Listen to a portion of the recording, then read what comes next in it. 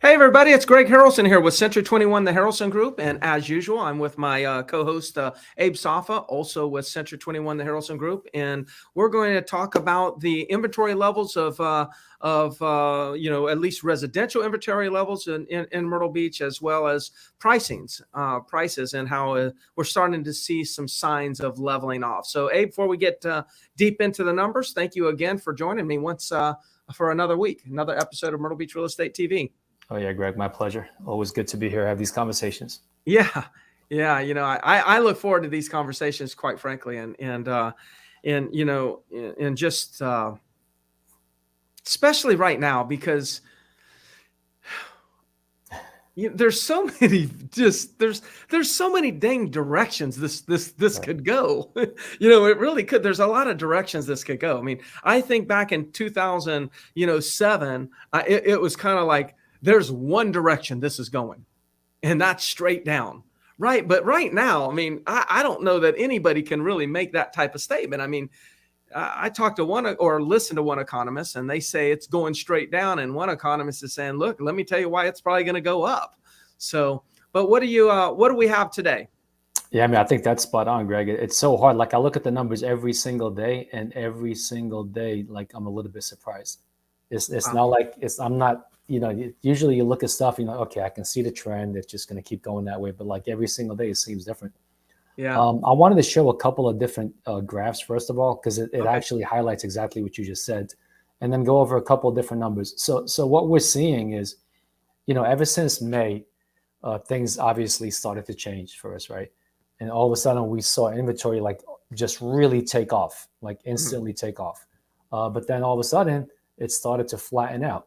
And the same thing with prices. We started seeing prices, once that inventory took off, we started seeing prices begin to decline. I think it took about 2 months for us to really start saying, okay, we're seeing the trend of prices declining. But now again, we're starting to see prices level off a little bit. And I want to talk about both single family homes and condos. But let me share my screen with you real quick. So this is single family homes. This is median sales price. Okay. And then this will go back to January of 2019. But like if you see like right here, it just prices just, they've been going up and up and up. And then we had this big spike here, and then it tops off at May, and median sales price for single family homes. These are existing home sales, not counting new construction, topped off at 380. Right. And that's when, inventory, the market started slowing down. That's about the time where interest rates broke the 5% mark. Okay. And things really started to slow down. And then you see, we had that little dip. It went from 380 in May to 370 in June, then the 370 in July. Then it dropped in August to 350, dropped again in September. But now all of a sudden, October, look, it goes back up to 360. So it went from 346 in September, 350 in August, back up to 360 at the end of the month in October. So still year over year compared to 2021, median sales price for single family homes is still up 12% for the year. And if you look at the inventory, it's very similar. We had a big spike in inventory. It kind of started to level off. It actually went down a little bit this past month, but it leveled off a little bit. So then I think that's what you're talking about. Like we didn't know what was going to happen. We thought it was just going to keep going up inventory, and then prices would continue to go down. But that seems to be changing right now. Yeah. It's interesting. I know within the office, I am hearing a little bit more chatter. This is not going to show up in any numbers yet, but I am hearing a chatter, at least in our office, of some additional activity right now. Like, I was talking to one of the sales managers, and they said, hey, we're seeing a little bit of an increase in sales right now. And I'm like, okay, is that because maybe there's new agents in the company and it's bringing in more business? Or is that existing agents that are starting to get a little bit more momentum again? And they said it was the existing agents that had been here for a while. So it's like, okay, well, that's great. I don't know if that's the conversation in every office, but it was an unexpected conversation that I had this morning. But I'm just as confident that in 2 weeks I'm going to have another unexpected conversation. Yeah, we've definitely seen an uptick, especially in the condos. For some reason, the condo market has picked up a little bit. Yeah. Let me show you the graph on the inventory, and this is what we were talking about. So this is single family home inventory. Look back in 2019, we had a 5-month supply up to a 5.6-month supply. And then, post COVID, it just went down and down and down, all the way down. You'll see January of 2022, it was like down to nothing, less than a month supply of inventory, and it just sat there. And then right again, same thing right around March, April, May, it went from a 1-month supply. It peaked all the way to a 2.4-month supply in September. And then it leveled off at 2.4-month supply in October. But if you actually look at the number of homes available for sale, it was down a little bit in October. And then same thing with condos. You'll pretty much see the same chart. So that's what's happening right now. So things kind of just seem to be flatlining. Not in the sense that stuff isn't selling. It just means there's not a whole lot of change. Stuff is still kind of selling. It's taking a little bit longer to sell, but it's just not. We're not seeing prices drop like crazy or inventory go up like crazy. Yeah, what's interesting, and we definitely agree on what you just said there. But what's interesting, Abe, is like I'm talking to. I assume you are. I'm talking to property owners that will say something like this to me. Almost, I'm paraphrasing, but it's pretty darn close to a quote, and that is. I think I'm just going to wait because, until the market starts to, that the market comes back. Or I think, I know the market's down and I'm going to wait till it kind of comes back up. And I think there's a lot of confusion. So for a residential property owner, and in a lot of cases for a condo owner, and in many cases for a condo owner,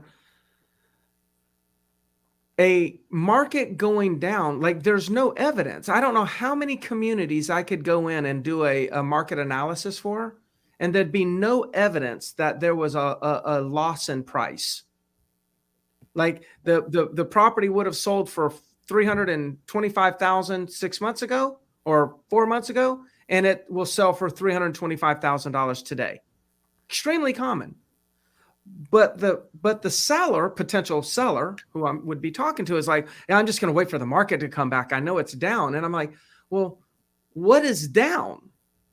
Like, what is down is maybe the number of sales in the market is down. But their number of sales being down does not mean prices are down. It has to be number of sales are down and supply is up for prices to go down. There's two numbers that have to move. So because number of sales are down and inventory is down, the prices for the most part haven't really shifted that much. There could be pockets of information of areas where it's shifted, but I just see that there's this misperception out there that because sales are down, that prices have come down, and they just haven't moved that much. Thoughts on that? Yeah, they haven't. I mean, they've come down a little bit. There's no question about it. But because of the lack of sellers flooding the market with inventory, because inventory is still super low. I mean, when you say 2.4 month supply of inventory, that is less than half of what we had in 2019. So it's still super low. There's not a lot of options out there for buyers. Now, granted, there's less buyers out there in the market, which is, I think, why we have less sales right now. But it's not forcing prices down just yet. But I think a lot of it has to do, Greg, with just the narrative out there. So when people say, like, for example, the number of homes sold in October, we sold 484 homes in the month of October. Okay, that's down 27% from the previous year. But those are the headlines that people see in the news. Home sales down 27%, pendings down 38%. Yes, but we're comparing to 2021 numbers, which was a ridiculously hot year. If you go back to 2019, instead of 484 this past October, I think we sold like 479 or 481 in October of 2019. October 2017 might have been 460.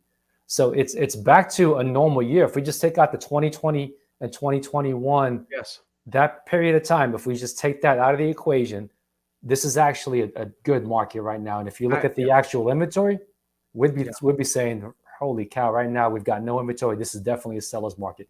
It's just we're comparing it to the wrong data is what people such a good point. Yeah. And I think another thing is let's just assume for a minute, this is hypothetical, assume that the property was worth $300,000 just 4 or 5 months ago. And I believe today it's still worth $300,000 because I look at the research. I think the biggest difference is that if we look at the past sales and say it's your property's value is it's worth around $300,000, then last year, if we would have listed it, then maybe we would have got more than 300 because people were like competing for the property. So I will agree, and I concede to owners that when we put the property on the market today, it'll sell close to that price compared to, when the market was a little crazy, actually unhealthy, we would put it on the market and we may get over that price. So it's not that the price has come down. It's just, we're just not getting those like multiple offers, and it's not selling for overpriced nearly as much as it is. And I think maybe that's what people are thinking, that like, okay, well, no, well, there's no more multiple offers and things are not selling for over full price. Yeah, but that was like only one time in my 27-year career has that happened. That was kind of an anomaly, And so that doesn't mean prices are coming down. That just means that prices are not going up like they were. That's a totally different conversation.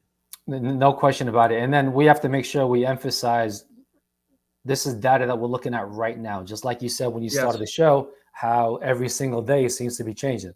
So based on what we're seeing right now, yes, prices are not being impacted as much as people thought that they were. We're still getting 98% of asking price on the properties that do sell. Right. The only thing is there's not selling it as fast at the pace as it was. Might take us 45 days. Buyers out there. And plus the buying power. Honestly, the biggest issue is the buying power of the buyer out there has diminished.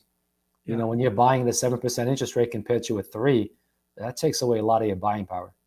Yeah. There are a lot of sellers or property owners that are thinking, gosh, I'd like to sell, but I don't want to buy right now because I don't want to pay this high interest rate. I just give you an idea of what some people are thinking. And I think it's wise. And that is those sellers right now, as a seller, you could sell and buy and concede that you're going to have a 7% interest rate. But hold tight. But we're able to negotiate right now with on a lot of transactions where we can get the other person, like the seller that you're going to be buying their property, get them to contribute cash at closing to buy down your interest rate. And if your interest rate today was 7%, we can get them to actually buy down your interest rate for 5% for the first 12 months and then 6% for the next 12 months. Huge savings. And most people will agree that you'll be able to refinance in the next couple of years. So, you're there. If for those of you that are like, gosh, I feel kind of stuck, I want to sell, but I don't want to buy at these high interest rates. This is where you really want to talk to somebody like Abe and I, because we understand what they call a 2-1 buy down, where we can negotiate that they buy your interest rate down and give you time at a lower interest rate until rates come back down and you can refinance. And that would be a much wiser move than waiting for interest rates to come down, because if interest rates come down, that's going to probably fuel a buying flurry again, which means demand will go up. And we know what happens when demand goes up at that aggressive pace, the prices go up. So yes, it might cost you a few $1,000s over the next 3 years in additional interest payments, but that's way better than getting back to a market and buying where you have to compete with other buyers and then pay $20,000 over full price for the property. So I would actually forego a couple $1,000s in interest rates, buy now at today's price, refinance in a couple years, and then when the market goes back, because at the same time you can refinance, that means the interest rates are down, which means that buying demand probably goes up, is where you're going to see your appreciation. So I just want to kind of share that theory. I think a lot of agents, Abe, I don't think a lot of agents understand how this really works. And if agents don't understand this concept, then surely the consumer's not getting the information. And I want to make sure we're delivering that information to them. Yeah, I'm glad you brought that up right now, because usually this is a unique situation, Greg, because usually we kind of can't predict what's going to happen a year, 2 years, or 3 years down the road. But almost every forecast out there that I'm seeing shows that interest rates should be back in the 5% range by early 2024. Okay. Right. So we know that we just have to buy, a year and a half of time. Okay. Yes, maybe at a higher interest rate, but it's going to go down within a matter of a year and a half, maybe 2 years maximum. So that 2-1 buy down, I've even seen a 3-2-1 buy down right now, is a perfect You scenario did see for one? Yeah, the 3-2-1 buy down. So yeah, you can get, because look, we used to, before the market got crazy in 2020, it was very common for a buyer to ask for some closing costs. So a buyer will come and say, okay, I want 3% back towards my closing costs, right? Or whatever the 3% of the sale is. So now what the smarter agents are coming in, and what you were just talking about, is you come in and you say, okay, look, I want the same thing, but I want it applied towards my interest. And what that does, that buys down your interest payment for the first year, second year, and then possibly a third year if you did a 3-2-1 buy down. And that gives you just enough time to lower that payment, right? So to a comfortable level. And early 2024, you're able to refinance, because it's almost certain that they're going to go down by then, because the economy is going to get softer. And then the Federal Reserve is going to start reducing their Fed rate, and that's going to bring interest rates back down again, right? Yeah. So this is one of those unique scenarios where we can kind of almost predict the future. And since it's going to come down, go ahead and lock in right now at the high price, sell your home, get the other seller as you're buying to give you that buy down, the interest rate buy down, and that gives you that time period to be able to do whatever you want to do. Because you're right, if we actually just wait until 2024 for the rates to go back down, and then the inventory doesn't go up, you can think we had a tough time buying property these last 2 years. It's going to be really tough to be able to buy something at that point. Yeah, I think those sellers, those owners that are in our market that want to go to wherever their next place is, Atlanta or back to New York or New Jersey, wherever, I think they could get stuck. Yeah, right now we've got to see the bigger picture. Actually, I would rather buy at a little bit more interest rate and refinance in a couple of years than buy at a significantly higher price. Yeah.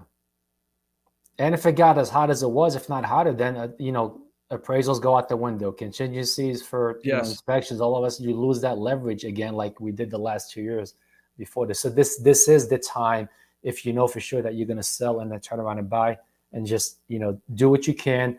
Your agent can help you in buying down that interest payment for a couple of years, so you can able to refinance in 2024. Well, cool. Well, hey, everybody. Again, I'm Greg Harrelson with Century 21, the Harrelson Group, and Abe Safa, also with Century 21, the Harrelson Group. If there's anything that we can do, there's our contact information. We'd love to help you. Thank you for continuing to tune into our Myrtle Beach Real Estate TV on a weekly basis. We do our best to research the market and convey that information to you. And if you have information or questions regarding the 2-1 buy down, please give us a call. We understand how to negotiate and set up the contracts to put you in position to have a seller contribute the cash at the closing to buy down your rate all the way to 2%, and for 12 months, 1% for another 12 months, and who knows, those programs may expand, and we might have a better option for you by the time you call. But Abe, thank you so much. Enjoy it, Greg. Thank you all for watching. Bye, everybody.